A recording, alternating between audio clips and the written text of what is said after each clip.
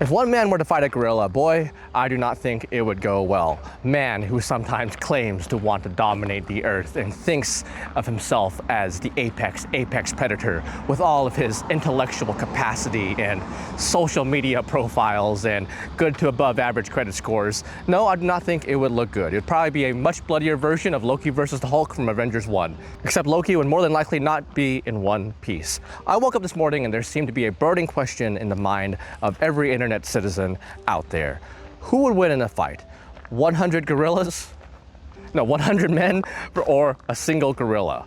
Could 100 men beat a single gorilla? And since the world's greatest philosophers were talking this over, I want to chime in with all of my gorilla knowledge, which is not very much. A gorillaologist?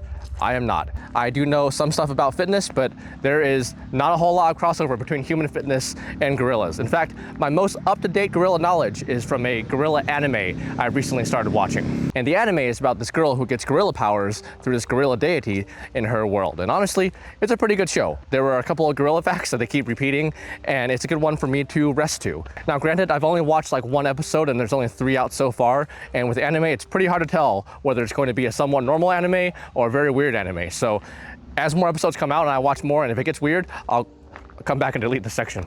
But anyway, that's my vast gorilla knowledge. And I know some of you might be thinking, wait a second, this isn't the fitness content we were promised. I think we've been hoodwinked, bamboozled, flim-flammed even. And I can see how you'd feel that way, and it's not my intention to flim-flam you. But my editor lives in Spain. They're having a massive power outage right now. I honestly didn't sleep that well yesterday, but I still wanted to film today, and this seemed fun, and I wanted to chime in.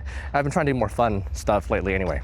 And pretty much as soon as this question came to be, it was met with a litany of other questions. Like, well, how big is the gorilla? What if the gorilla knew Brazilian Jiu-Jitsu? And perhaps more importantly, who are these 100 men? Are they just average men that are teleported here? Presumably unarmed, right? And are they 100 office job workers, 100 fitness influencers, 100 MMA fighters? And I think the answer to the question will probably depend somewhat on those variables. And I can tell you right now, as someone who is sometimes accused of being a fitness influencer, and if I want to make fun of someone, I want to make fun of myself, we would not do very well against a single gorilla. Fitness influencers might be above average in strength, athleticism, maybe even physical appearance. But I think we'd be so busy trying to get likes and social engagement out of it that we would not survive. Like and subscribe for more, we would say. Chat, should I go touch gorilla? Someone might say. Or 1 million subs and I will try to ride the gorilla. And as a result, I don't think a single one of us would live. But I admit, it'd probably get a lot of views. And perhaps not, but hopefully that might reassure some people who are quick to jump to the gorilla's defense. Like, why are we picking on this poor gorilla? We should leave it alone. And I agree with that. We should leave gorillas alone because most times a single human, maybe 10, 20, 30, I'm not sure about 100, would probably not do very well against a gorilla. We would be the ones getting harmed in that scenario. And if we picked a fight, I can't even say necessarily wrongly so. But for most of the discussions I've seen on this, I think people may be talking a little bit past each other. Maybe myself here too. Maybe I'm not bringing up some things that are really top of mind for you right now. But I think some people assume different things about a scenario. Like some people assume they'll have weapons, so others may assume they may not. Others assume the average person is stronger or weaker than the average person actually is. So I think we should establish all of the variables and whether or not we are able to control this hive mind of 100 people. Because probably what would happen if you just teleport any group of people randomly into just a field like this with a gorilla, most of them would run, myself included. I'd be like, dang, that's a gorilla. I think I should get out of here. Like, no offense to the gorilla. You might be a very nice gorilla. You seem like a very nice gorilla. But if you're going to go ape, maybe even understandably so, I should probably not be around for that immediate moment. And as some of my friends say, it doesn't mean your mama and Jesus don't love you. So take care, gorilla. So 100 random people, I don't think we're winning that one because most people would run and the gorilla might hunt down a couple people, but then would probably run too. If we were 100 prepared random people, we probably still aren't winning that one.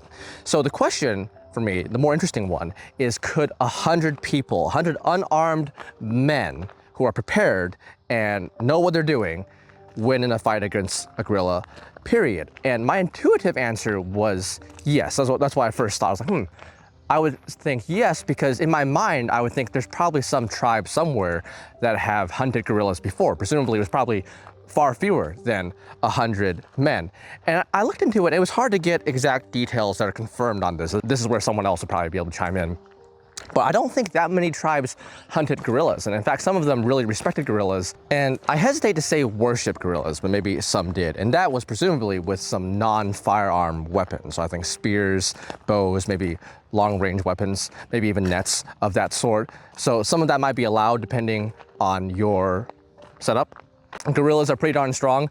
I'm pretty sure how strong is a gorilla is probably going to be one of the most searched terms maybe of today or over the weekend. And the numbers are going to vary. I like this one because it gave very specific numbers. I know it's supposed to be an average, but it gave very specific numbers. Like we have calculated this to the tiniest detail. It is exactly this amount, no more, no less. But it's kind of like asking how strong is a human. It's going to really depend on the human because it can vary a lot. But yes, you can spend different variables, but 100 trained people trained in the art of guerrilla warfare, you get it, I think could potentially stand a chance. But I personally think a huge variable is whether or not the 100 men could stay calm, stay focused, and not run away when they see their comrades torn apart, because guerrillas can be pretty dangerous. But yes, I also agree that we should leave them alone, even if they weren't dangerous. Just don't worry, I have no desire to fight a gorilla under many, many different circumstances. I do not want to face off against a gorilla. Hopefully none of us ever really have to. It just seems like a fun question that a lot of people were discussing, and I honestly am